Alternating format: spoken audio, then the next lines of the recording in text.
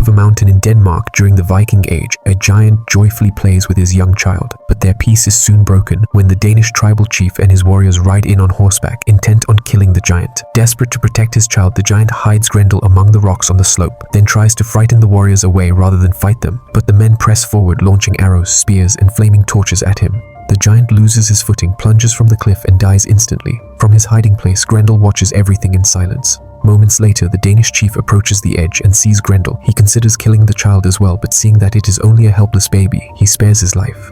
When the warriors leave, Grendel climbs down to the shore, where he finds his father's lifeless body. He struggles to drag it away from circling vultures, but it's too heavy. In desperation, he takes a fallen sword and severs his father's body into pieces. One by one, he carries them to a cave, hides them there, and begins living in solitude. Years pass and Grendel grows into adulthood, but every day he gazes at his father's severed head inside the cave, weeping with grief and vowing vengeance. Meanwhile, in the Danish settlement, life goes on. A priest conducts a ritual to bless the opening of a new tavern, announcing it ready for the people. But that very night, Grendel finally emerges from his cave, driven by the need to avenge his father. As Viking warriors drink and celebrate inside the tavern, Grendel approaches silently, kills the guard outside by smashing his skull, then storms inside. He slaughters everyone inside with brutal savagery, leaving no man alive. The next morning, the chief arrives with his men and is horrified by the massacre. Strangely, no women or elders were harmed, which unsettles the chief. That night, the chief and his guard venture toward the mountain, calling out to challenge the giant. Suddenly, Grendel appears from behind and kills the guard with a single crushing blow. The chief charges with his sword, but before he can reach him, Grendel retreats once more. He grows frustrated because the giant never fights him directly and only kills his men before escaping. The next day, the tribe gathers at the place of the killings. The chief's wife worries about the growing number of widows in the village and fears the consequences.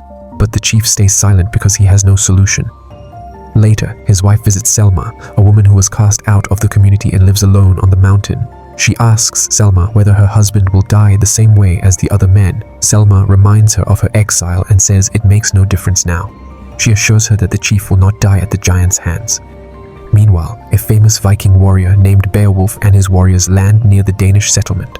A Danish horseman warns them that the land belongs to Vikings and tells them to leave if they have come to raid. Beowulf introduces himself as the well-known Viking warrior and explains that they only wish to rest for a few days because of the cold. Impressed, the soldier takes Beowulf to the Danish chief. The chief welcomes Beowulf warmly and remembers meeting him as a child alongside his father. That night, he arranges a feast in the tavern for Beowulf and his men. During the feast, Beowulf notices the large number of widows in the settlement and questions the reason. The chief tells him about the giant's repeated nightly attacks. Beowulf promises that he and his warriors will wait for the giant from that night onward. After the feast, the chief and his family return home, but Beowulf and his warriors stay behind in the tavern with some of the local men.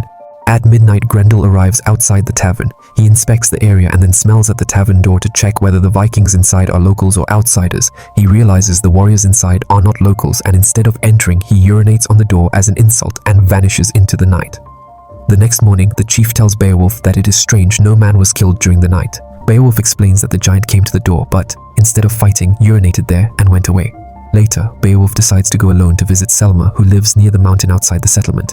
He tells her that he has heard she can see death before it comes, and explains that he wants to know how many deaths will happen in the coming fight between the giant and the Vikings, and whether the giant will die or not. Selma answers his question, saying that she has seen the future.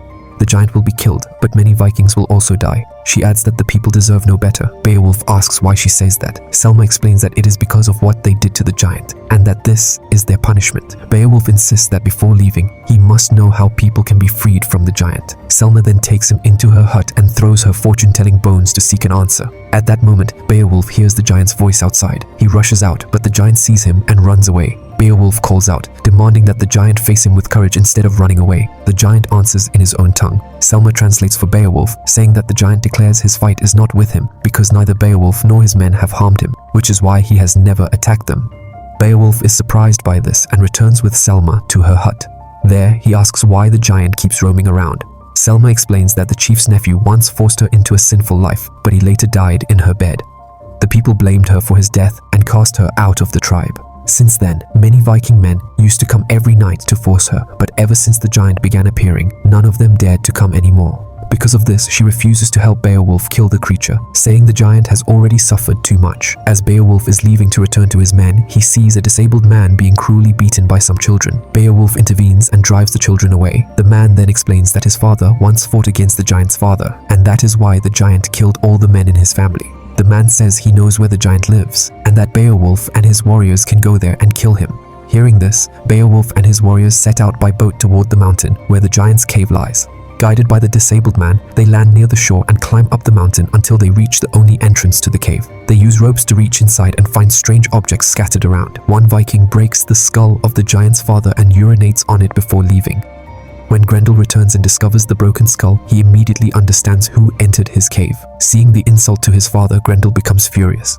That evening, while the Vikings sleep inside the tavern, Grendel suddenly attacks and kills the man who had earlier broken his father's skull. Seeing this, Beowulf joins the fight, but he is far too weak compared to the giant. He wraps a heavy iron chain around the giant's arm to hold him. Grendel grows furious, punches Beowulf hard, and tries to break free, but his hand is trapped in the chain. Before the other Vikings can attack, Grendel cuts off his own hand to escape. He runs toward the sea but collapses before reaching far. He dies on the shore, but moments later, his body is pulled away into the ocean by some unseen force. The next day, the Vikings mourn their fallen comrades and burn their bodies. During this, Beowulf turns to the chief and tells him that he had only revealed half of the truth earlier, and now, with the giant dead, it is time to reveal everything. The chief admits that long ago, they killed the giant's father without reason, and now their tribe has paid the price. Beowulf replies that because of him, an innocent being was killed. He points out that this giant was not like them because he never harmed the innocent. That night, the Vikings hang the giant's severed hand in the tavern and celebrate, believing their enemy is finally gone. Beowulf then goes to visit Selma. She reminds him that the giant is gone but warns that more suffering still awaits him. She then reveals that years earlier, the giant had come to her. He had been with her once, but after that, he never touched her again. She explains that the giant was not truly evil. He only carried the pain of his childhood. As she speaks, she and Beowulf grow close, and eventually they give in to their emotions and fall into each other's arms. At midnight, the giant's mother storms into the village, enters the tavern and slaughters all the Vikings inside. Before leaving, she takes her son's severed hand with her. The next morning, a small boy secretly approaches Selma. She tells him to stay quiet, then leaves with him quietly. Meanwhile, the remaining Vikings believe the giant is still alive and set out to hunt him. Beowulf rushes into the cave alone and finds the body of the giant lying on a rock. But before he can approach it, the giant's mother suddenly attacks him from behind. She strangles him, but Beowulf grabs a stone, smashes it against her head, then takes up a sword and kills her.